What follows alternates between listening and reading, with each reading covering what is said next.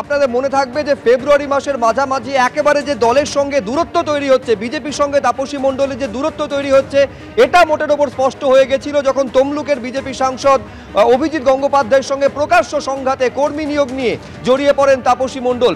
আজকে যখন তৃণমূলে যোগদান করছেন তাপসী মণ্ডল, অভিজিৎ গঙ্গোপাধ্যায়কে আক্রমণ করছেন শুধু নয়, তমলুকে তাকে বহিরাগত বলে কটাক্ষ করছেন এবং একথাও বলছেন তাকে একটা সময় বিজেপিতে কোণঠাসা করার চেষ্টা করা হয়েছিল। অভিজিৎ গঙ্গোপাধ্যায়কে আক্রমণ করতে গিয়ে, তমলুকের সাংসদকে আক্রমণ করতে গিয়ে কি বললেন আজ বিজেপি ত্যাগী তাপসী মণ্ডল, রাখবো আপনাদের সামনে।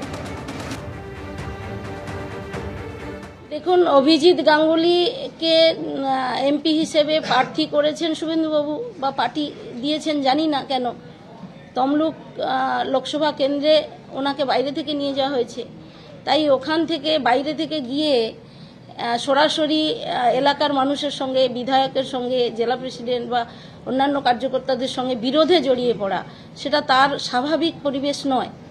তাই তাকে ইনসিস্ট করা হয়েছে, তাকে সামনে রেখেই আমি মনে করি তার মধ্য থেকেই একটা প্রতিদ্বন্দ্বিতা তৈরি করার জায়গা এবং আমাকে কোণঠাসা করার জায়গা তৈরি করা হয়েছিল। এটাই হচ্ছে বাস্তব। ফলে সংঘাতের পরিস্থিতি প্রথমে, তারপর বিজেপি ত্যাগ এবং তারপর অভিজিৎ গঙ্গোপাধ্যায়কে আক্রমণ তাপসী মণ্ডলের।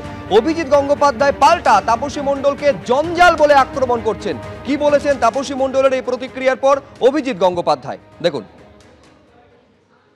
ইংরেজিতে একটা কথা আছে, water finds its own level. তো সেটাকে আমি বাংলায় তর্জমা করে বলতে চাই, কিছু জঞ্জালের গালায় গেছে, ভাগাড়ে গেছে। ওনারা বিজেপিতে যে দুর্নীতি এবং দুর্বৃত্তপনা চালাচ্ছিলেন আমি বহুদিন নজর রেখেছিলাম, এবং আমাদের অন্য যারা সংগঠনে আছেন, যারা সৎ মানুষ, দরিদ্র, মানে বড় লোক নয়, সাধারণ মধ্যবিত্ত, অথচ একটা সৎ জীবন যাপন করেন, রাজনীতিটাও করেন, তারাও নজর রেখেছিলেন। শেষকালে আমাকেই হলদিয়াতে ভোকাল হতে হয়। ট্রেড ইউনিয়নের নাম করে দুর্নীতি, আর্থিক তছরূপ, চাকরি করে দেবো বলে পয়সা নেওয়া, মামলা উইথড্র করে মালিক পক্ষের থেকে টাকা নিয়ে নেওয়া, এইসব কাজ সম্পূর্ণ বন্ধ করার ব্যবস্থা করা হয়। এবং ভারতীয় মজদুর সংঘ বিএমএস তারা এই বিষয়ে সক্রিয় হয়।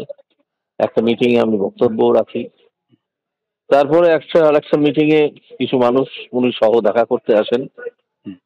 ওনার সঙ্গে তখন আমি একটু রূঢ় ব্যবহার করতে বাধ্য হই, কারণ দুর্নীতিবাজদের মুখে বড় বড় কথা শুনতে আমি রাজিও নই।